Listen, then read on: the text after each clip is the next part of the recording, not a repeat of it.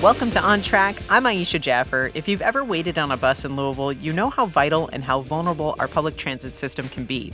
TARC, the transit authority of River City, is facing a serious financial crisis, and at the same time, it's reimagining what its future could look like through the TARC 2025 planning process. The stakes are high, not just for riders, but for how Louisville's public transit connects people to opportunity, equity, community, and everyday life. Here to help us understand what's ahead for public transit in Louisville is Ozzy Gibson, the executive director of TARC. He was appointed to the role permanently last year after joining as interim director in late 2023.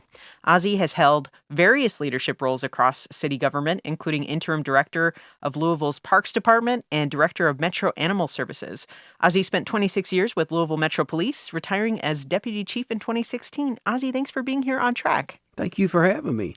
So last year, TARC described itself as heading toward a $30 million fiscal cliff, a crisis that launched the TARC 2025 process. Can you walk us through how the agency got to this point and what some contributing factors are that led to this budget shortfall? Yeah, so the first thing I always want people to know is that this is not just Louisville. This is a national problem. You know, I got a report just yesterday talking about Pittsburgh, Dallas, Kansas City, Chicago, all facing for their FY26 budgets, 50% cuts. So it seems to me from the knowledge I've gained from being in this transportation world is that probably since about 2012, ridership has decreased across the country for numerous reasons. And when COVID hit, it really pummeled it. So how TARC got here is, and what you find out at a lot of places is grants from the federal government are really different when it comes to transportation because you always apply for capital grants. Well, they also have fine print allowing you to shift it over to operating costs before you get in a bind, because the key word is you never want to shut it down because somebody's relying on it, okay? So probably going back at least 15 years, TARC has had to shift millions of dollars every year from their capital funding over to cover operating costs. Okay, well, now some of that has dried up at the federal level. So you see that nationally, and it's affected TARC. So when we talk about a $30 million financial cliff, that's what it was projected at. Now, after working with these consultants, TARC probably was too big. Okay, so probably there again, I never like to Monday morning quarterback somebody going back 10 or 15 years because you don't know who told them what or what. But looking at our system right now, if we just went back to 2012, we used to have 1 million riders, 1 million boardings a month. Okay, that's cut in half now. So it's somewhere right around there. You should either market better to try to get ridership up. But if you see it continue to decrease, we probably should have continued to shrink a little bit because that's just what you do. But their leadership, and I assume in city leadership, said, hey, this is what we're going to do. So here we sit today, and luckily we are ahead of this with some type of plan. Mm-hmm. Yeah, and I want to get into that plan. But before I get there, I do understand that one of TARC's main funding sources is the occupational tax, which hasn't changed since 1974. And I'm curious if that kind of thing is reflected in other cities. But have you been able to discuss with Metro Council about the possibility of increasing or diversifying that funding included in this idea? Maybe an idea of pursuing a tax referendum? Well, you know, that's interesting because there again, all these company transit across the country, they are scrambling. Probably, I think almost 3 months ago, I went to an APTA event, APTA being the biggest organizer of public transportation, and there was 100 other agencies there, and they were there to listen to what Nashville has recently done. And they were there also. The two mayors from Cincinnati spoke about because they did tax levies, back in 2019 or something. So what you learn is that many cities have a lot of funding issues.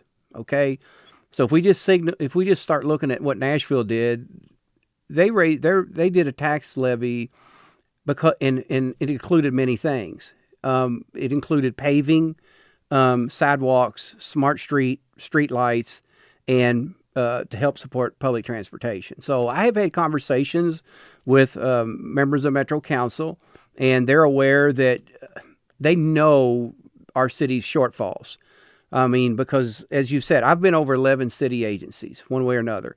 Every one of those agencies could use more funding to make Louisville bigger and better. And I always tell people this. I'm older. If you go back and compare Louisville, Indy, Cincy, and Nashville in the 70s, we were equal. Okay, something's happened. Right. Now, whether you want Louisville to grow or not, we've been outpaced badly by those three cities. So, yes, I've had conversations of hey, that's what it would take because that's the only option. So, but I think it's more of a package deal of many, many things our city would need.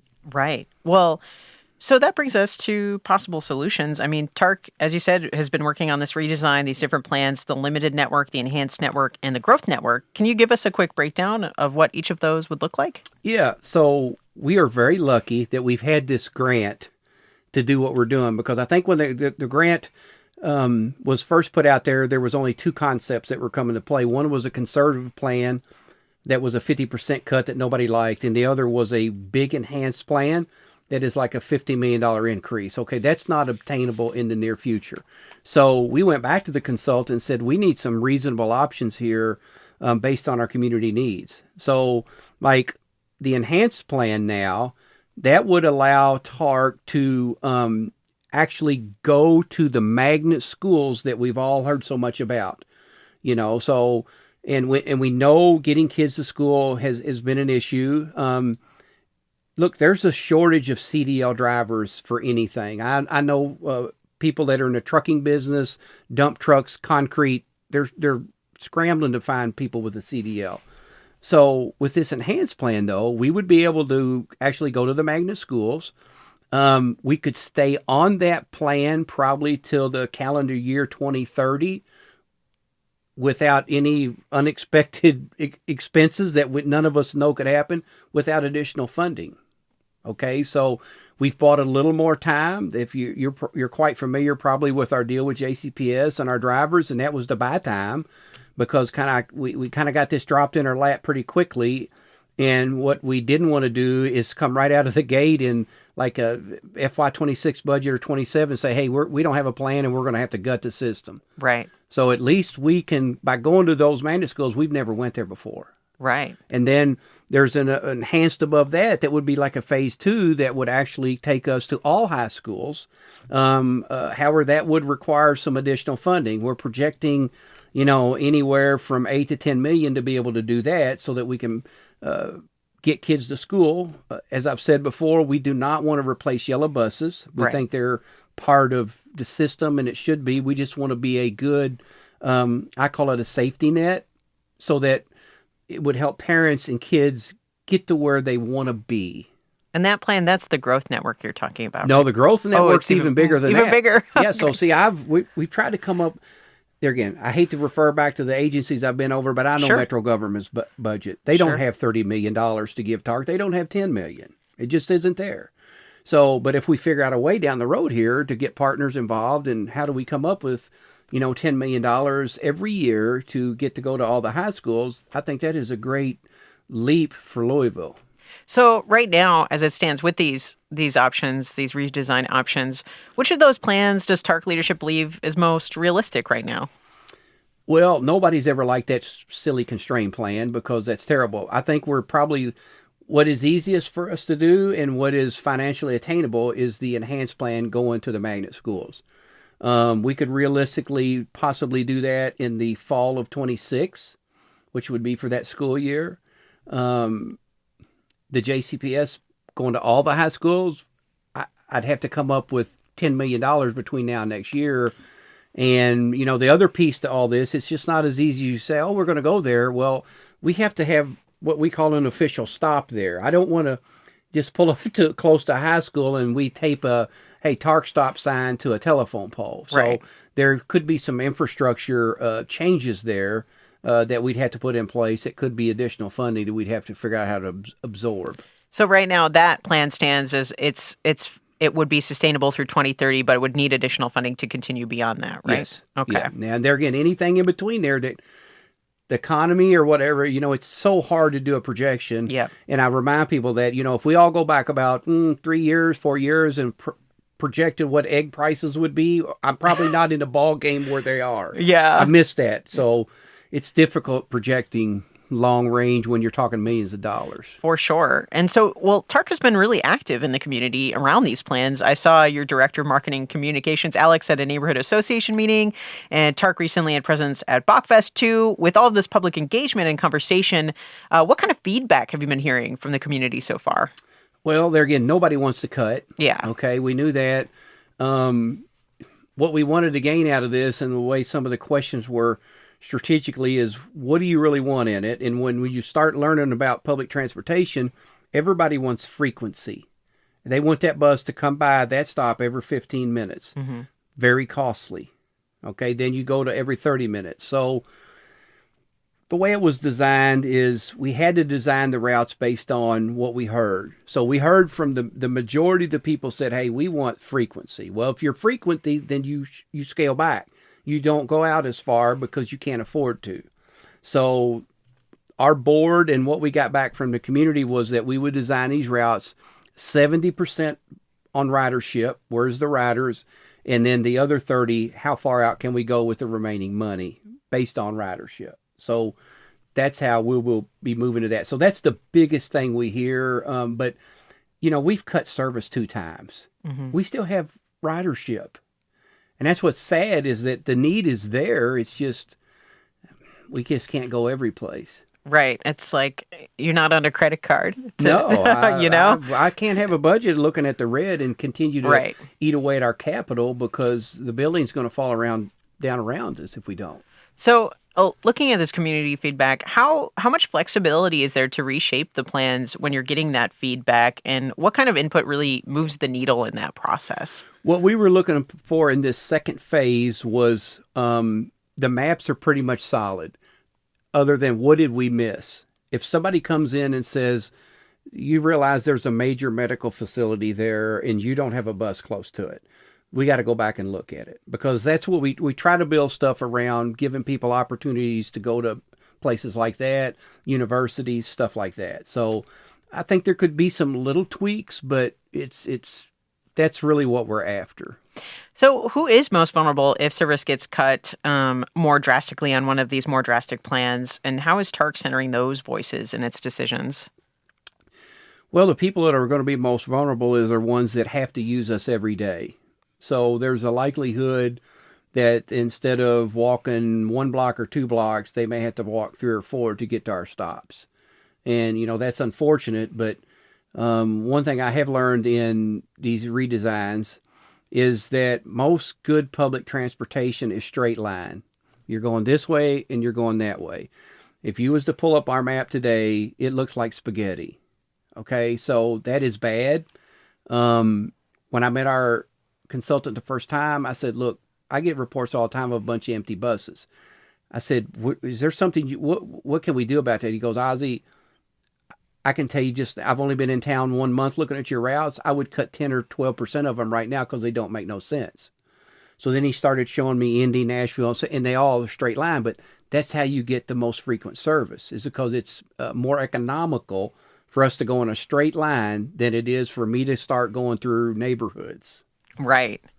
Well, I'm thinking about TARC 3 paratransit. It's a vital service for people with disabilities, but under federal law, it only extends 3/4 of a mile from fixed bus routes. So if routes are reduced, that legally guaranteed coverage area shrinks. So how is TARC approaching that challenge? Are you considering ways to maintain paratransit service along those routes that might be cut, or is there coverage expected to shift entirely with those fixed routes? So you are absolutely right on what you just said, and I'm glad you know that. They're a partner in our community. My projected budget for that this year is going to be $23 million. Now, going back to where our conversation started about how did we get our funding in 1974, well, in the early 90s is when paratransit requirement come on board. There was no additional funding from the feds or local or state to help that. Mm-hmm. And what I look at right now is I am researching other cities to see what they do. Because if you just compare us back with Indy and Nashville, right now we do 31,000 trips a month. Indy and Cincy only do 14,000. Something's not right there. Right. Now, I think we've offered a super premium service and never worried about that 3/4 mile thing. Okay, so I can't tell you today exactly what we're going to do. We're not going to do anything quick, and we're not going to do anything without talking to people. I am probably hoping to, in the next month, to bring on a person of great respect in our community that is very knowledgeable in that to be a consultant to help us, because we want to do the right thing. I'm not out here to screw anybody over. I'm just out here. We have to be fair. Right. Because right now, the only place, if somebody says, well, Ozzy, you got to save another $5 million, it's in the fixed route. There's nothing else to cut at TARC. There's no fluff there. Mm-hmm. We don't have great buildings. It is all in the driver in the seat on the fixed route. So if we don't find solutions for these problems or more money, every 18 months, we'll have to cut the fixed route. And that's not what we want to do, because that's not fair to the fixed riders. So my goal here will be, I need something fair to the fixed rider. I need something fair to the paratransit. I need something fair to the TARC budget and the taxpayers. Well, thank you, Ozzy. We'll be back in just a moment. You're on track with Louisville Public Media.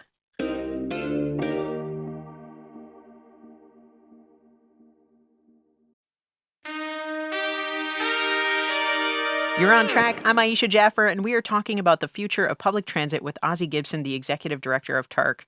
Now, one of the key things we've talked about, and you've talked about this a bit, is making these choices about frequency, looking at long-term solutions. I mean, when you look at the road ahead, what do you see as the most viable long-term solution for making TARC financially sustainable while still meeting the needs of Louisvillians? The key thing here is when you talk about fixed routes, we've had 1 million boardings in 2012. We got 500,000 now. Is what should TARC look like? Because no consultant will tell you, hey, if you go there, I'm going to guarantee you have these riders. And ridership will never pay for everything. We've talked, like, my budget next year is going to be $112 million. The amount of money that we make right now is like 6.5. Okay, so you're never going to get there, but even though if you doubled it and had 1 million riders, you get 1 million. But I think what our community just has to decide is, what do you want out of TARC? We have stretched our dollars. I know people are mad we're cutting, and people think bad things have happened there, but when I tell you other cities, are you telling me all these cities that have these $1 million shortfalls have done something? No. We just have to find out what they want, and we can only go so many places. I've had people say, well, Ozzy, you're regional. Are you going to go into Bullitt County? You're going to go into Oldham? I can't go out that far. Right. I just can't. So we have to come up with a solution here and that's why I think I'm a believer in, hey, crawling before you run. And if we can get on this other network and flip it, which the consultant is telling me, even though it's a little bit reduced service than what we're on today, it's going to be better for our riders. We need to start there. See if we start filling up buses. And then if the kids are riding and our ridership's going up, then we got to expand, and we just we go back out and we poll. And okay, do we need to go over here now and go over there, and what's that cost? Now, you talked about this in the beginning of our conversation, like ridership's been going down since 2012. Aside from COVID, what were some of the factors for that? Well, so I asked this consultant, I said, well, why would you ride a bus in Louisville, Kentucky? I just want to know. Tell me that. This guy goes all over the country. And he goes, well, Ozzy, you're a unique little city. He goes, you think you have traffic jams, and you don't. He says your gas prices are extremely reasonable. He goes, you have a car lot on every corner. And he says you have plenty of parking downtown. So he says that's kind of a problem.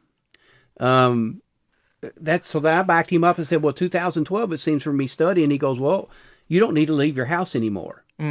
He goes, you got Amazon, FedEx, UPS who'll deliver anything to your front door, even your medical supplies, drugs now. He goes, you can get McDonald's.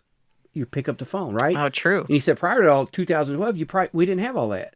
So when you think about that, that really is a factor of, so now the people that they ride our bus, they have to. So it really bothers me when we cut service, because that's the only option they have. And I said this one time, and I said, look, I have a car and it's an unbelievable luxury, but if you take my car away, you've taken away my freedom. I can't go nowhere. Right. And that's terrible. Right. That makes a lot of sense. I never really thought about it that way. So, are there any specific state or federal funding opportunities that TARC is exploring right now? Well, I have, that's interesting you brought that up. So when I started looking at our budget, I see very quickly here, we get some money from Kentucky and we get money from Indiana, and it was mirrored. It was like we get 1.4 from Indiana, and that year in the biannual is Kentucky 1.4, and I'm like, that's odd. So I started asking some questions, and we have a company called TransPro that helps us on projects. I said, why do we get that from Indiana when like 92% of our routes are in Kentucky, but Indiana gives us that much for what we do in Indiana? And he goes, well, they have a formula. I said, well, okay. And it's based on how many miles you drive and how many riders you have. And they plug it in and you get this amount of money. I said, well, what do we do with Kentucky? Well, every 2 years we write a letter and they give us what they can. So I said, well, let's take this a step further. I said, can you project based on the numbers in Kentucky of the 92% I just mentioned, if they had the same formula as Indiana, what would Kentucky give Louisville for public transportation? And it was like 10 or 12 million a year. Significantly different. Significantly. Big deal. So I have talked to some folks. I've talked to a lot of legislators, and they're like, yeah, Ozzy, we agree. You need a formula. We can't guarantee you we're going to give you any money, but how do you do a budget every 2 years not knowing what we're going to give you, because normally it'll be anywhere from 500,000 to 1.4 million, which ain't a lot, but I'd still like to plan for it, right?